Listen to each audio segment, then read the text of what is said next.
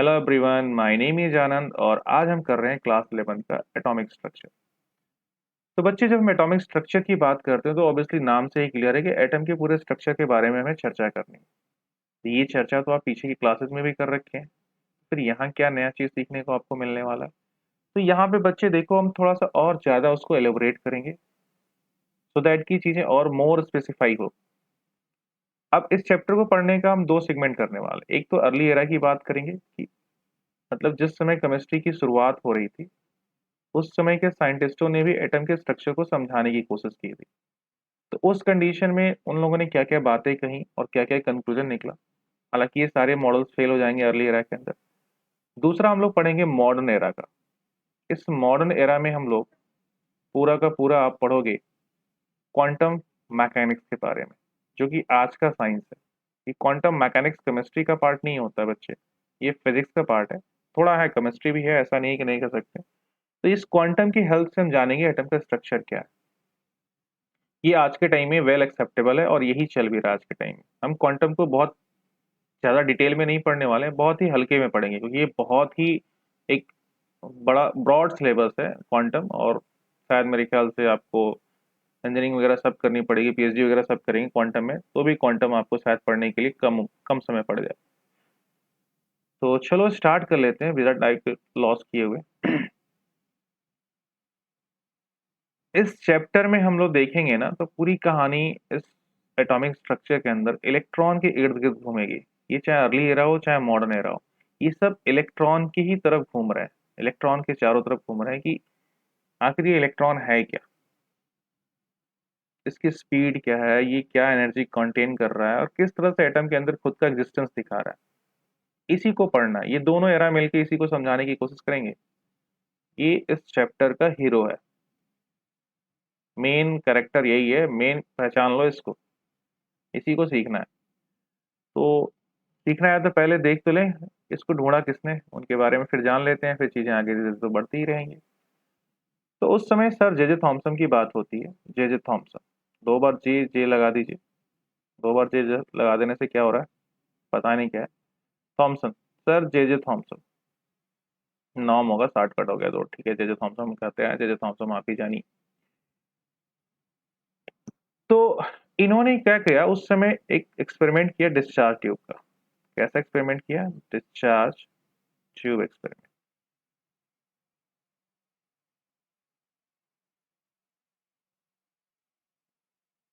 उस और इसी एक्सपेरिमेंट में उन्होंने कैथोड रेज को ढूंढ निकाला।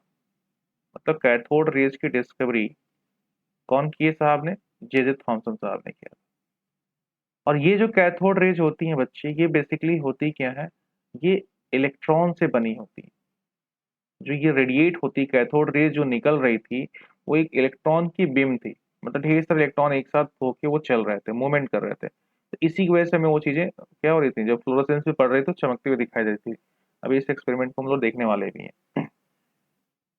तो जे जे थॉमसन साहब रिस्पॉन्सिबल हैं किसकी खोज के लिए? इलेक्ट्रॉन की खोज करने के लिए।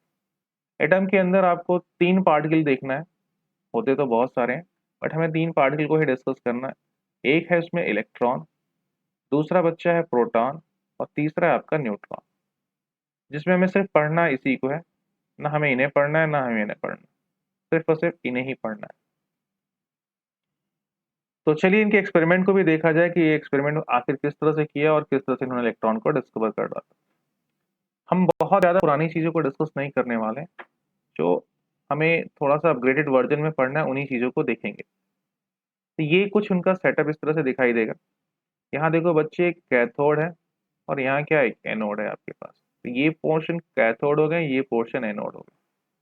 कुछ ऐसे ही देख लो, सिस्टम में अगर मैं समझाऊं तो कुछ इस तरह का ही होता था, बनता था उस समय। हम लोग क्लास 9 में ऐसे ही बनाए हो तुम लोग, हम भी ऐसे ही बनाए भाई। हम तुमसे अलग थोड़ी ना पढ़ लिए, किताबें तो वही थी जो तुमने पढ़ रखी हैं। नहीं बदल गई, नहीं वही है, सब कुछ वैसा ही है, बस सिलेबस इधर उधर होता रहता है। और यहाँ पे ढेर सारा बैटरी जोड़ दिया हाई वोल्टेज, तो बड़ा सा बैटरी यहाँ जोड़े हाई वोल्टेज। ठीक यही सेटअप है बच्चे, इसको उसने नाम दे दिया था। उस समय हम लोग इसको कहते थे, अब यहाँ तो मुझे माइनस वाला कनेक्ट करना था पहले, चलो ठीक है, एक छोटा सा माइनस। ये नेगेटिव टर्मिनल है बच्चे, ये पॉजिटिव टर्मिनल है। नेगेटिव से जो कनेक्ट हुआ बच्चे उसको हम लोग कह रहे हैं कैथोड, और जो पॉजिटिव से कनेक्ट हो रहा है बच्चे उसको कह रहे हैं एनोड। अब हम क्या करते हैं ना, इसके पीछे एनोड के यहाँ पे फ्लोरोसेंस लगा देते हैं। क्या लगा देते हैं? फ्लोरोसेंस। जैसे यहाँ पे देखो, ये कैथोड है, ये एनोड है, और इस एनोड के पीछे देखो ये क्या लगा हुआ है? फ्लोरोसेंस लगा हुआ। सेम कहानी यहाँ भी है, मैं इसको समझा देता हूँ ताकि चीजें आपको इजी समझ में आए। तो यहाँ पे एक फ्लोरोसेंस लगा हुआ है बच्चे, और ये परफोरेटेड होता है, छेद होता है। देखो इसमें भी छेद है, ये देखो ये पोर्शन में छेद है यहाँ पे, है ना? देखो तभी तो रेस अंदर निकल पा रही है, नहीं तो फिर रेस के अंदर इंटर कहाँ पर पाती। यहाँ पे पोर है तभी तो यहाँ पे पोर होता है। और देखो ये बैटरी के टर्मिनल से ऐसे जोड़ा गया है, कैथोड को कैथोड या एनोड को, दोनों को बैटरी के टर्मिनल से जोड़ दिया गया, और ये हाई वोल्टेज है। पोटेंशियल क्या है यहाँ पे? बहुत ज्यादा हाई वोल्टेज। इसके अंदर बच्चे जो एयर की बात करते हैं, एयर ना के बराबर होता है, ऑलमोस्ट वैक्यूम होता है। क्या बोल सकते हैं हम लोग उसको? ये बच्चे ऑलमोस्ट वैक्यूम होता है। अब कितना इसका प्रेशर होता है? Very low pressure, 0.001 mm of Hg होता है। मतलब सोच लो कितना, बहुत ना के बराबर हो गया प्रेशर। अब है ही नहीं मॉलिक्यूल्स वगैरह, तो प्रेशर कहाँ रहेगा? सब तो तुमने निकाल दिया। तो कुछ यही सेटअप होता था आपका, कैथोड एनोड, आप एक ग्लास के ट्यूब में सब कुछ रखा गया है, डिस्चार्ज ट्यूब। हाई वोल्टेज यहाँ पे होता था, हाई पोटेंशियल लगा दिया, हाई वोल्टेज कह सकते हैं यहाँ पे। That's it. इसके अंदर कोई एयर मॉलिक्यूल्स नहीं होते हैं। और ये पीछे एनोड के एक क्या लगा दिया? फ्लोरोसेंस लगा दिया, और इस एनोड को परफोरेटेड करते हैं। क्या करते हैं? परफोरेटेड। उसमें छेद जो है उसको वर्ड देते हैं परफोरेटेड, छन्नी की तरह, चाय की छन्नी जैसी होती है उसी टाइप में, छोटे छोटे परफोरेटेड कर दिए, छेद कर दिए। अब इस एक्सपेरिमेंट को हम आगे बढ़ाते हैं। हुआ क्या, जैसे ही स्विच ऑन किया गया, इस बैटरी के वोल्टेज को जैसे स्विच ऑन करते हैं, करंट की सप्लाई हुई, और सप्लाई हुई तो कुछ अनविजिबल जो हमें दिखाई नहीं दे रही। यहाँ तो दिखाने के लिए यहाँ रेड कलर दिखा दिया गया, बट ऐसा कुछ है नहीं, दिख नहीं रही थी। बट ये फ्लोरोसेंस में ग्लो होना शुरू हो गई। ये फ्लोरोसेंस क्या हो रहा था? चमक रहा था। कोई और कलर ले लिए जो सब जगह चले। चलिए ये ले लेते हैं। ये वाला पोर्शन क्या था आपका बच्चे? ये वाला हिस्सा ग्लो कर रहा था। तो ग्लो करने का लॉजिक क्या सिस्टम था, ये थोड़ा देखते हैं। साहब ने ये कंक्लूजन निकाला कि जो यहां से ये कंडीशन बन रही है, ये वाला, कि कैथोड प्लेट से इससे एक इनविजिबल रेज जा रही है। क्या जा रही है? एक इनविजिबल रेज है, दिखती नहीं है हमें। ये नहीं कि डायग्राम में दिखा दिया तो हाँ दिख रही है। एक इनविजिबल रेज जा रही है, जिसकी ओरिजिन क्या है? इस इनविजिबल रेज की ओरिजिन है कैथोड प्लेट। कौन सी प्लेट है? Cathode plate. तो कैथोड प्लेट से ओरिजिन हो रही है, और किधर हो रही है? मूव टूवर्ड्स, किधर मूव करे बच्चे? Anode plate. एनोड की तरह ये क्या कर रही है? मूव कर रही है। तो ये चीज देखने के बाद उन्होंने कहा कि फिर ये कैथोड से चूंकि निकल रही है, तो मैं इसका नाम रख देता हूँ कैथोड रेज। क्या नाम रख दिया इन्होंने? कैथोड रेज नाम रख दिया।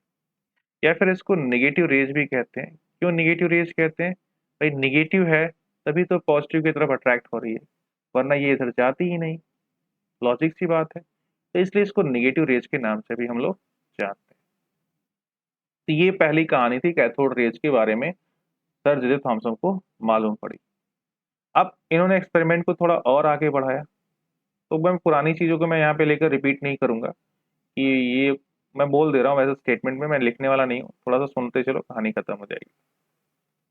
उन्होंने क्या किया, इस जो ये फील्ड लाइन थी, और अपने स्टेटमेंट को पूरा करने के लिए, मतलब जस्टिफाई करने के लिए, उस पर सपोर्ट देने के लिए, ठीक है ना, उन्होंने क्या किया, ये प्लस था, ये हाई वोल्टेज, ये माइनस रहेगा, ठीक है ना, और यहाँ पे मैंने इसको कनेक्ट कर दिया, ये हाई वोल्टेज है। हाँ, तो उसने क्या किया कि यहाँ पे इलेक्ट्रिक फील्ड, मतलब यहाँ पे क्या किया, माइनस और प्लस दो टर्मिनल जोड़ दिए, इलेक्ट्रिक फील्ड जोड़ दिया, और यहाँ पे क्या कर दिया, इस पॉइंट पे फ्लोरोसेंस लगा दिया। तो देखा कि जो यहाँ से रेज इनविजिबल निकल रही थी, जो इसके पीछे जाके फ्लोरोसेंस पे चमक रही थी, अब वो रेज कुछ तो वहां जा ही रही है, बट साथ ही साथ काफी हद तक रेज क्या हो रही थी, यहाँ पे आके वो चमक आने लगा। इनिशियली नहीं चमक था, लेकिन जब ये प्लस माइनस को कनेक्ट करके ये पूरा फ्लोरोसेंस से एकदम, मतलब वो लगा दिया गया, तो उस कंडीशन में ये क्या हो रहा था, रे इस पे आके पूरा गिर रही थी, और ये पूरा चमक रहा था। ये अगेन सपोर्ट कर रहा है कि नेगेटिव रेज हैं ये। अगर नेगेटिव रेज नहीं होती तो पॉजिटिव की तरफ अट्रैक्ट नहीं होती। तो स्टेटमेंट आता है कि जो कैथोड रेज होती हैं, कैथोड रेज क्या होती हैं बच्चे, डेविएट करती हैं, डेविएट इन इलेक्ट्रिक फील्ड। जैसे इलेक्ट्रिक फील्ड दिया ये डेविएट करना शुरू हुआ। सिमिलरली यही स्टेटमेंट मैग्नेटिक फील्ड के लिए भी होता है बच्चे। अगर यहाँ पे देखो, यहाँ दिया है साउथ नॉर्थ पोल का एक मैग्नेट लगा दिया, ये पूरा ये मैग्नेट लगा दिया साउथ नॉर्थ पोल का। तो ऐसे कंडीशन में भी क्या होता है, जो कैथोड रेज होती हैं, कैथोड रे, ठीक है ना, वो क्या करती हैं, सो डिफ्लेक्शन, ठीक है ना, सो डिफ्लेक्शन किस कंडीशन में, in the presence of, in the presence of, ठीक है ना, समझ लो कहानी है, in the presence of magnetic field. बच्चे मैग्नेटिक फील्ड के प्रेजेंस में क्या कहानियां हो रही हैं, आप ये उसमें भी डेविएट हो रही है, मतलब ये अपने पाथ में विचलित हो रही है। सीधे चलना था बट सीधे ना चल के क्या हुआ, डेविएट होना शुरू हो गया। अगर इलेक्ट्रिक फील्ड और मैग्नेटिक फील्ड एक बराबर हो जाए, क्या हो जाए, इलेक्ट्रिक फील्ड और मैग्नेटिक फील्ड एक बराबर हो जाए, तो ऐसे कंडीशन में बच्चे ये जो डेविएशन हो रहा था वो होना बंद हो जाएगा और ये सीधे फिर से वापस अपने पाथ पे ऐसे चलने लगेगा। तो मतलब अगर इलेक्ट्रिक फील्ड का मैग्नीट्यूड, इलेक्ट्रिक फील्ड का मैग्नीट्यूड बराबर है बच्चे मैग्नेटिक फील्ड के मैग्नीट्यूड के, ठीक है ना, मैग्नीट्यूड मालूम है तो उसकी मात्रा के बराबर होगा, तो क्या होगा, नो डेविएशन, कोई डेविएशन देखने को आपको नहीं मिलने वाली। ये पॉइंट भी दिमाग में आप रखे रहेंगे। तो ऐसे बहुत सारे छोटे मोटे प्रॉपर्टी मिलती गई, उसके अंदर व्हील्स रखे गए तो व्हील्स रोटेट हो गए। अब ये सब बहुत सारे इसमें प्रॉपर्टी हैं जो क्लास 9th में भी आपने डिस्कस कर रखा है और आपको नॉलेज भी होगा, और यहाँ पे वो आवश्यकता भी नहीं है उस सब चीजों को डिस्कस करने की। अब जो मेन पॉइंट यहाँ पे आता है वो ये है कि जे जे थॉमसन साहब क्या करना शुरू कर दिए, जो प्लेट उन्होंने कैथोड की थी वो उस कैथोड प्लेट को बदलना शुरू कर दिया। मतलब कैथोड प्लेट की जो मेटेलिक शीट थी उसको वो क्या कर रहे हैं, कंटिन्यूअस चेंज कर दे रहे हैं। तो ऐसे कंडीशन में उन्होंने क्या एनालिसिस किया है कि क्या घटनाएं बदल रही हैं, क्या वो जो कैथोड रेज हैं पॉजिटिव की तरफ ही डेविएट हो रही हैं, नॉर्थ साउथ पोल की प्रेजेंस में भी डिफ्लेक्शन शो कर रही हैं क्या, क्या वो किसी पहिए को रख दिया जाए, मतलब व्हील्स को उसके अंदर रख दिया जाए तो क्या उसको रोटेट कर पा रही हैं क्या, ये सारे पॉइंट्स वो नोट करने की कोशिश कर रहे थे। और देखा उन्होंने कि हर बार सेम रिजल्ट मिल रहा था, मतलब जितने स्टेटमेंट में पहले वाले प्लेट के लिए दिया, ये सारी बातें मैंने जो पहले प्लेट के लिए किया, यही सारी बातें प्लेट बदलने के बाद भी देखने को मिल रहा था। इन्होंने charge to mass ratio calculate किया, क्या कैलकुलेट किया, चार्ज टू मास रेशियो। तो चार्ज टू मास रेशियो क्या होता है बच्चे, चार्ज बटा मास, मतलब इलेक्ट्रॉन बटे मास ऑफ इलेक्ट्रॉन। तो इलेक्ट्रॉन पे चार्ज कितना होता है, 1.6 इंटू 10 पे पावर माइनस 19 कूलम होता है। और मास ऑफ इलेक्ट्रॉन कितना होता है बच्चे, ये वैल्यू आपको याद होनी चाहिए, अगर नहीं है तो याद रखिएगा, 9.1 इंटू 10 पे पावर माइनस 31 केजी। कुछ और भी मैं डाटा लिख देता हूँ, आपको याद होना चाहिए। इलेक्ट्रॉन पे चार्ज, प्रोटॉन पे चार्ज, दोनों बराबर होते हैं, फर्क क्या होता है, साइन का। तो इसका तो चार्ज का 1.6 इंटू 10 पे पावर माइनस 19 कूलम। न्यूट्रॉन पे जीरो चार्ज होता है, मतलब इस पे कोई चार्ज नहीं है। अब यहाँ पे मास की बात कर लेते हैं, तो इलेक्ट्रॉन का जो मास होता है बच्चे, इलेक्ट्रॉन का मास ये होता है बच्चे 9.1 इंटू 10 पे पावर माइनस 31 केजी में होता है वैल्यू। और बच्चे जो प्रोटॉन का मास होता है, यहीं पे लिख लेता हूँ, प्रोटॉन का मास होता है, प्रोटॉन का मास बच्चे ये होता है 1.6 इंटू 10 पे पावर माइनस, मैं राउंड फिगर में ही बोल रहा हूँ, ये डिजिट मेन होता है 27, ये भी केजी पर कूलम करके आता है। इतने केजी आपके इसके क्या होते हैं, मास होते हैं। तो थॉमसन साहब क्या कर रहे थे, चार्ज टू मास रेशियो निकाल रहे थे, प्लेट को बदल बदल के चार्ज टू मास रेशियो निकाला। तो ई बाई एम जब निकाला गया तो 1.6 इंटू 10 पे पावर 19, 9.1, इसको काटेंगे तो कुछ वैल्यू मिलेगा आपका मैं मेन आपका ये तो ऐसे ही छोड़ देता हूँ, अभी मैं कैलकुलेट नहीं करता हूँ, आप कैलकुलेट कर लीजिए, 11 पॉइंट समथिंग करके आता है, इनटू इसको मैं दिखाता हूँ, 31 ऊपर जाएगा और ये क्या हो जाएगा -19, तो यहाँ पे 10 पे पावर -19 और यहाँ पे +31 हो जाएगा पावर। तो इस तरह से क्या बच जा रहा है बच्चे, 1.6 अपॉन 9.1 मल्टीप्लाई 19, ये 20 हो जाएगा, ठीक है, 20 10 कितना हो जाएगा 30 31, मतलब 10 पे पावर 12 बच रहा है। ये अब बहुत डेसिमल में जाएगा, तो करते हुए फाइनली सम ये कुछ एलिमेंट आएगा, एक्स वाई जेड जो भी कुछ आ रहा हो, ए बी सी डी कुछ भी आ जाए, तो आप यहाँ पे मैं ए ही लिख देता हूँ, मल्टीप्लाई 10 पे पावर 11 करके आपको वैल्यू मिलने वाला। तो ये चार्ज टू मास रेशियो की वैल्यू थी। वो इसका कैलकुलेशन कर रहे थे, प्लेट चेंज कर रहे थे, फिर कह रहे चलो ई बाई एम का मान निकालें। तो जब वो कैलकुलेशन कर रहे थे, चार्ज देख रहे थे, तो चार्ज की वैल्यू 1.6 इंटू 19 था, मास देख रहे तो 9.1 इंटू 31 ही था। फिर उन्होंने क्या किया, अच्छा ठीक है प्लेट बदल दिया, दूसरा प्लेट लगाओ, तीसरा प्लेट लगाओ, मतलब वो प्लेट बदल बदल के देख लें, कैथोड प्लेट को, एनोड प्लेट को, सबको बदल के देख रहे थे, अंदर के जो गैस थे, छोटे मोटे मॉलिक्यूल बच गए तो उनको भी बदल के देख रहे थे, हर चीज को बदल के देख लिया। तो फाइनली इन्होंने कहा, इतना सब कुछ करने के बाद, चार्ज टू मास रेशियो सारा कैलकुलेशन करने के बाद, इन्होंने स्टेटमेंट दिया है कि जो कैथोड रेज होते हैं बच्चे, कैथोड रेज आर फंडामेंटल। ये क्या होते हैं बच्चे, ये फंडामेंटल होते हैं। और किसके बने होते हैं, ये बताने वाले जे थॉमसन ही है, ठीक है ना। Cathode rays are beam of electron, ये इलेक्ट्रॉनों के समूह के बीम है, मतलब ढेर सारे इलेक्ट्रॉन एक साथ मोशन कर रहे हैं, इस वजह से वो क्या हो रहा है, रे का फॉर्म ले रखे हैं, मतलब वो कुछ है नहीं, वो इलेक्ट्रॉन ही है जो क्या हो रहा है, एटम के अंदर पाया जाता है।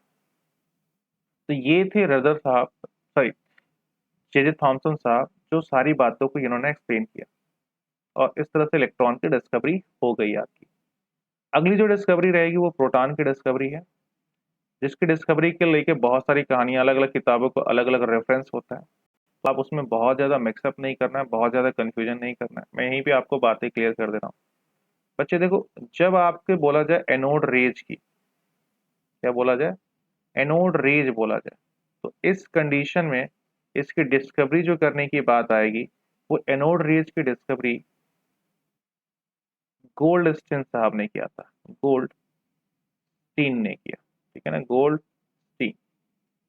बट अगर मैं बोलूं प्रोटॉन की खोज किसने की, तो उस कंडीशन में प्रोटॉन की खोज का जो श्रेय चला जाता है वो रदरफोर्ड को चला जाता है। किसको चला जाता है, अर्नेस्ट रदरफोर्ड, दो लोग थे, अर्नेस्ट और रदरफोर्ड। तो मेनली रदरफोर्ड का नाम आप पढ़ते हुए नजर आएगा। तो रदरफोर्ड को ये क्या होता है, चला जाता है, एक्चुअल में रदरफोर्ड ने उसका नेमिंग किया था, तो उसी के साथ इनका भी नाम जुड़ गया रदरफोर्ड का। हालांकि इन्होंने बहुत सारा एक्सपेरिमेंट किया और इन्होंने न्यूक्लियस का डिस्कवरी किया और प्रोटॉन का लोकेशन भी बताया कि प्रोटॉन होते कहाँ हैं। तो बहुत कुछ इन्होंने अपना पोटेंशियल दिया था इस चीज़ को, लेकिन इनको भी पढ़ना है आपको, आगे पढ़ेंगे। तो ये बात क्लियर हो चुकी होगी। कोई पूछे एनोड रेज की डिस्कवरी करने वाले कौन थे, गोल्डस्टीन थे। प्रोटॉन की खोज कौन कर रहा है, रदरफोर्ड कर रहा है, ठीक है। अब एनोड रेज क्या होते हैं, एनोड रेज बने होते हैं, ये क्या होते हैं, बीम ऑफ प्रोटॉन, ये प्रोटॉनों का बीम होता है ना, ऐसा कहना सही नहीं होगा, बट एक तरह से प्रोटॉन का बीम कह सकते हो। यहाँ पे बीम ऑफ प्रोटॉन बोलने से अच्छा है मैं बोलूंगा गैसियस आयन। अभी समझाऊंगा, सारी चीजें आपको क्लियर हो जाएंगी।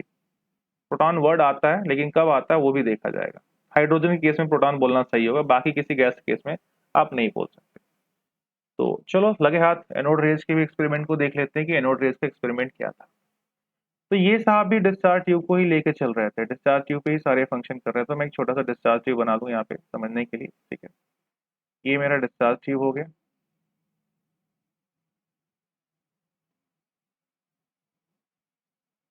ठीक है ना। और यहाँ पे प्लेट्स लगा दीजिए, कैथोड और एनोड की, minus plus minus plus minus plus minus plus, ऐसे बहुत सारा पोटेंशियल आपने कनेक्ट कर दिया। मतलब यहाँ भी ये कंडीशन में ये भी हाई वोल्टेज रखे हैं, इनके हिसाब से भी क्या है, ये हाई वोल्टेज। बस अब ये प्लेट क्या है बच्चे, ये कैथोड है, ये एनोड है, जो प्लस से जुड़ेगा वो एनोड है, जो माइनस से जुड़ेगा वो कैथोड है। इन्होंने क्या किया, जो यहाँ पे प्रेशर था वो थोड़ा बढ़ा दिया, 0.01 mm ऑफ Hg कर दिया। मतलब ये कंप्लीटली इसको वैक्यूम नहीं करते हैं और इसमें कुछ गैसेज रह जाते हैं। मैं एग्जांपल के तौर पे इसमें हाइड्रोजन गैस की बात कर लेता हूँ। चलो इसमें हाइड्रोजन भरे पड़े हैं, ऐसे हाइड्रोजन की गैस भरे, कहीं कहीं दूर दूर पे हाइड्रोजन है। और इन्होंने एक्सपेरिमेंट में रदरफोर्ड सॉरी जे थॉमसन की तरह नहीं किया। इन्होंने क्या किया, जो फ्लोरोसेंस लगाना था वो कैथोड के पीछे लगा डाला। कहाँ लगा दिया, कैथोड के पीछे लगा दिया। तो यहाँ पे उन्होंने फ्लोरोसेंस को लगा रखा है इस पॉइंट पे। और फिर सारी प्रैक्टिकल सेम जैसे उन्होंने किया था वैसे स्टार्ट किया। जैसे स्विच ऑन किया उन्होंने देखा, अब ये एक बार में नहीं हो जाता है। ये यहाँ गया, मैं उठा और सुबह उठा, हाथ मुंह धोआ, आंखों को मला, ब्रश किया और बस हो गया, एक्सपेरिमेंट प्रूफ हो गया। नहीं, वो बहुत सारा उन्होंने प्रैक्टिकली किया था। जो फाइनली एनालिसिस पे चीजें निकल गई वो मैं आपके बातें कर रहा हूँ। तो उन्होंने देखा कि इसके पीछे क्या हो रही है, फ्लोरोसेंस पे लाइट चमक रही है। तब इन्होंने कहा कि ये कैसे पॉसिबल है। तो कंक्लूजन निकाला कि ये पीछे फ्लोरोसेंस पे जो चमक आ रही है उसका रीजन सिंपल सा है कि कोई रेज है जो एनोड से निकल रही है, कैथोड पे जाके मिल रही है। तो इसका नाम उन्होंने क्या रख दिया बच्चे, एनोड रेज रख दिया। चूंकि ये रेज पॉजिटिव टर्मिनल से निकल रही है इसलिए इसको पॉजिटिव रेज भी कहते हैं। ठीक है ना, क्लियर है पॉइंट ये। सेम वही स्टेटमेंट सारी कहानी आएंगी। इसमें भी वही किया गया, एक बार इलेक्ट्रिक फील्ड दिया गया, एक बार क्या दे दिया गया, मैग्नेटिक फील्ड दिया गया। दोनों ही फील्ड में क्या हो रहे थे, ये डेविएट हो रहे थे। इलेक्ट्रिक फील्ड में अगर माइनस दे दिया इधर, इधर प्लस दे दिया बच्चे, तो हो क्या रहा था, ये जो यहाँ पे फ्लोरोसेंस लगा दिया तो लाइट यहाँ चमकनी शुरू हो गई। क्यों, ये प्लस रेज थी, ये ऐसे आके इस पे फॉल हो रही थी, ऐसे आके इस पे फॉल, ऐसे होके फॉल हो जा रही थी। तो यहाँ पे क्या हो, चमक आ जाता था, ये और सपोर्ट कर रहा है। ठीक है ना, एनोड रेज एक पॉजिटिव रेज है बच्चे। ये as compare to the cathode rays heavy होते हैं। ये जो व्हील लगा रहे थे हम लोग, ऐसे करके जो हम लोग लगाते हैं व्हील, ठीक है ना, ये जो व्हील हम लोग लगा रहे थे नचने के लिए, ये व्हील इसके में और तेज नच रहा था। क्यों, क्योंकि इसकी मोमेंटम ज्यादा थी, मास ज्यादा होने की वजह से इसकी मोमेंटम ज्यादा थी। तो ये स्ट्राइक कर रहा था इस पे और इसको ज्यादा तेजी से गोल गोल गोल गोल गोल घुमा था कंपेयर टू द कैथोड के। हैवी होते हैं कैथोड, भारी थे। ये उसने एनालिसिस किया। सारे पॉइंट्स वही सब कुछ करने हैं। इलेक्ट्रिक फील्ड और मैग्नेटिक फील्ड का मैग्नीट्यूड अगर बराबर हो तो कहीं डेविएट नहीं होगा, सीधे क्या होगा, एनोड से निकलेगा कैथोड पे चल जाएगा। इतना सब करने के बाद अब इनके मन में भी क्या विचार आया, चलो भाई हम भी चार्ज टू मास रेशियो निकालते हैं। क्या निकालेंगे, चार्ज बाई मास। तो बच्चे प्रोटॉन का चार्ज 1.6 इंटू 10⁻⁻19 कैलकुलेट कर लीजिएगा आप। और मास कितना होता है, तो 1.6 इंटू 10 कितना होता है, -27 kg। ये तो गया कैंसिल, लमसम में मैंने लिखा है, लमसम में वैल्यू दे रहा हूँ। ये ऊपर जाएगा तो 10⁻⁻19 प्लस 27, सॉल्व कर दो तो क्या बच जाएगा बच्चे, 10⁻⁻, प्लस प्लस हो जाएगा, प्लस बचेगा, 19 1 20, और मतलब 10⁻8 आसपास में आ रहा है। तो इतनी वैल्यू क्या हो रही है आपकी, चार्ज टू मास रेशियो निकल के आ रही है। ऐसा ही कंडीशन होगा, जरूरी नहीं है। ये गलत हो जाएगा अगर मैं चार्ज टू मास रेशियो ऐसे निकाल दूं। अब बहुत लोग सोच रहे होंगे sir charge to mass ratio निकाल दी, नहीं, दिस इज रॉन्ग, ये गलत है तरीका ऐसे निकालने के लिए। ऐसे आप चार्ज टू मास रेशियो नहीं निकाल सकते हैं। ठीक है, इन्होंने भी चार्ज टू मास रेशियो निकाला, बट कैसे निकाला, उन्होंने भी क्या किया, प्लेट को चेंज किया, कोई फर्क नहीं पड़ रहा था प्लेट को चेंज करने पे। फिर उन्होंने क्या किया, इसके अंदर जो गैस मॉलिक्यूल था उसको बदलना शुरू किया। और जैसे ही गैस मॉलिक्यूल को उन्होंने बदलना शुरू किया, ये चार्ज टू प्रोटॉन का रेशियो था जो मैं यहाँ निकाला हूँ, चार्ज टू प्रोटॉन रेशियो कहलाएंगे। ये charge to mass ratio of anode rays नहीं कहलाएंगे। ये ट्रू है, सही है, गलत नहीं है, बट ये कंडीशन किसका है, चार्ज टू प्रोटॉन का रेशियो। ये मास ऑफ प्रोटॉन मैंने यहाँ यूज किया, जरूरी नहीं कि मास ऑफ मैं प्रोटॉन ही यूज करूँ। पता नहीं कौन सा है क्या है, अभी तो कुछ कुछ जानते ही नहीं है। तो चलो जानते हैं पहले कहानी क्या हुई।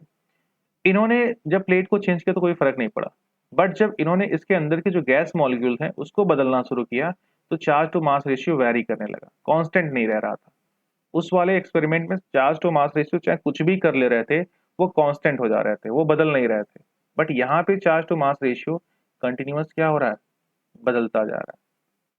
तो यहाँ से इसका लॉजिक क्या होगा, तो लॉजिक यहाँ से ये निकलता है कि बच्चे वो हो कुछ नहीं रहा था, यहाँ से इलेक्ट्रॉन जो था कैथोड रेज यहाँ जा रही थी और इस पे टकरा रही थी हाइड्रोजन गैस से, और टकराने की वजह से हाइड्रोजन से इलेक्ट्रॉन बाहर निकल जा रहा था, इस हाइड्रोजन से बाहर इलेक्ट्रॉन निकल रहे थे, इस हाइड्रोजन से इलेक्ट्रॉन बाहर निकल रहे थे, इनसे इलेक्ट्रॉन बाहर निकल रहे थे।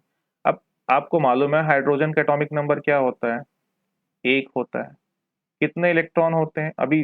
ठीक है, आपको मालूम है, ये मान के चलते 1 इलेक्ट्रॉन होते हैं और 1 ही प्रोटॉन होते हैं। अगर नहीं जानते हैं तो आज जान जाइए। हाइड्रोजन के अंदर सिर्फ 1 इलेक्ट्रॉन 1 प्रोटॉन, कोई न्यूट्रॉन नहीं होता, इसलिए इसका एटॉमिक वेट 1h1 होता है, 1 वेट आता है। एटॉमिक वेट कितना आता है? 1 आता है, क्योंकि इसमें एक ही प्रोटॉन है। तो हाइड्रोजन के पास कुल 1 इलेक्ट्रॉन 1 प्रोटॉन थे। अब कोई आके हाइड्रोजन से टक्कर मारता है, इससे 1 इलेक्ट्रॉन बाहर निकाल देता है बच्चे, तो हाइड्रोजन के पास बचा क्या? सिर्फ और सिर्फ प्रोटॉन बच गया। तो हाइड्रोजन के सिर्फ प्रोटॉन बच गया, तो प्रोटॉन कैसा होता है? पॉजिटिवली चार्ज होता है, ये आप जानते हो। तो इसके सर पे क्या आ जाएगा? प्लस आ जाएगा। तो बच्चे यहाँ पे क्या हो रहा था? गैस आपके आयोनाइज्ड हो रहे थे। ये जो कैथोड रेज साहब थे वो क्या कर रहे थे? गैस को ionised, sorry anode rays gas को आयोनाइज्ड कर दे रहे थे, टकरा रहे थे, और जो भी इसके अंदर गैस के मॉलिक्यूल थे उसको आयनिक फॉर्म में कन्वर्ट कर दे रहे थे। और यही बना हुआ आयन, इसके अंदर जो H प्लस के फॉर्म में आयन बने हुए हैं, ये आयन्स क्या हो रहे थे? क्योंकि वो पॉजिटिवली चार्ज आयन्स हैं, इलेक्ट्रॉन निकल गए, इलेक्ट्रॉन तो जाके एनोड पे मिल गया। बट जो H प्लस थे बच्चे, ये H प्लस जो बन के तैयार हुए, ये H प्लस क्या हुए? निगेटिव प्लेट की तरफ अट्रैक्ट होना शुरू हो गया, ये निगेटिव प्लेट की तरफ जाने लगा, ठीक है ना, पूरा आपका निगेटिव प्लेट की तरफ भाग रहा था। तो ये क्या देखने को मिला? ये तो गैस है ना। अब तुम हीलियम रखोगे तो हीलियम भागेगा, जो रखोगे वो अपना पॉजिटिव चार्ज में हो जाएगा, वो भागेगा। तो चार्ज टू मास रेशियो कहाँ से कांस्टेंट आएगा? चार्ज, अगर लेट सपोज एग्जांपल के तौर पे हम बात कर ले, हीलियम की बात कर ले, हीलियम दूसरे नंबर पे आता है, मतलब उसमें 2 प्रोटॉन होते हैं। हीलियम की अगर मैं बात करूं, हीलियम में क्या हो रहा है? 2 प्रोटॉन होते हैं, मतलब इस पे 2 चार्ज है, मतलब 1.6 इंटू 10⁻19 के बजाय 2 इंटू 1.6 इंटू 10⁻19 कूलम इस्तेमाल करना पड़ेगा। हीलियम के अंदर न्यूक्लियस में न्यूट्रॉन भी पाए जाते हैं, प्रोटॉन भी पाए जाते हैं, तो उनके भी मास को काउंट करके फिर यहाँ मास का वैल्यू लिखना पड़ेगा। तो इस कंडीशन में चार्ज टू मास रेशियो तो बदलना है भाई, हाइड्रोजन का मास अलग होगा, हीलियम का मास अलग होगा। जो भी गैसेस में आ रही है, नोबल गैस वगैरह जो भी आप यहाँ पे यूज कर रहे हो, वो सभी क्या होंगे? उनके मास वेरी करेंगे, मास वेरी करेंगे तो चार्ज टू मास रेशियो बदलेगा। देन आपकी गोल्डस्टीन ने क्या कंक्लूजन निकाला कि भैया ये जो एनोड रेज है ना, कहीं कुछ मिटा लूं मैं, इसी को मिटा लेता हूँ फिर मैं बता देता हूँ। ये जो आपकी एनोड रेज है ना भाई साहब, ये फंडामेंटल उंडल नहीं है। एनोड रेज क्या है? प्रोटॉन फंडामेंटल, एनोड रेज नहीं है, ठीक है ना। Anode raise is a property of, is a property of gas. Anode rays क्या है? गैस की प्रॉपर्टी है। गैस की, आयनाइज्ड गैस के जो बीम थे, आयनाइज्ड गैस के मूवमेंट की वजह से क्या हो रहा था? वो आपको लाइटिंग नजर आ रही थी, वो चमक दिखाई दे रहा था, जो फ्लोरोसेंस पे गिरने के बाद चमक रहे थे। तो ये पॉइंट क्लियर हुआ। Anode rays is a property of gas, not a fundamental, ये फंडामेंटल नहीं। तो इस तरह से लेटर ऑन फिर चल के इसी एनोड रेज को देखा गया कि ये एनोड रेज क्या हो रही हैं। में हाइड्रोजन की बात कर ली गई, जब हाइड्रोजन का कंडीशन लिया गया तो सिर्फ इसमें एक ही प्रोटॉन बचते हैं, तो हम इस कंडीशन में इसको प्रोटॉन मान लेते हैं। तो लेटर ऑन में जाना गया कि ये जो एनोड की कहानी हो रही है, क्यों हो रही है? ये कहानी आपकी गैसेस की वजह से हो रही है, ना कि प्रोटॉन की वजह से हो रही है। प्रोटॉन आपको नहीं बोलना है, इट्स प्रॉपर्टी ऑफ, आप क्लास क्या कहते हैं 9th में प्रोटॉन वगैरह बोल दिए होंगे, पढ़ लिए होंगे, रट्टा मार लिए होंगे, इसलिए मैं यहाँ लिख के काटा भी था। आप भी मस्त हो जाओ। बट ये दिमाग में रखना कि एनोड रेज आपकी कभी भी प्रोटॉन की प्रॉपर्टी नहीं होती है, वो गैस की प्रॉपर्टी होती है। गैस बदलोगे तो सारी चीजें, सारी प्रॉपर्टियां बदलती जाएंगी, क्योंकि नंबर ऑफ प्रोटॉन और उसका मास बदलता जाता है। होपफुली ये दोनों एक्सपेरिमेंट जो कि अर्ली एरा के हैं, के बारे में आपको अच्छे से आइडिया हो गया है और चीजें आप जान चुके हो। तो हमारे पास है इलेक्ट्रॉन और प्रोटॉन, दो चीजें हमने डिस्कवर कर ली। न्यूट्रॉन की डिस्कवरी बहुत लेटर ऑन होती है बच्चे। न्यूट्रॉन अभी जस्ट बताया, न्यूट्रॉन न्यूट्रल होता है, इस पे कोई चार्ज नहीं होता है, इसलिए इसको ऊपर जीरो लिखते हैं। इसका जो मास होता है न्यूट्रॉन का, ऑलमोस्ट प्रोटॉन के मास के बराबर ही होता है लगभग। तो 1.6 इंटू 10⁻⁻27, ये भी केजी में चलेंगे, इनका भी वेट उतना ही होता है जितना लगभग प्रोटॉन का होता है।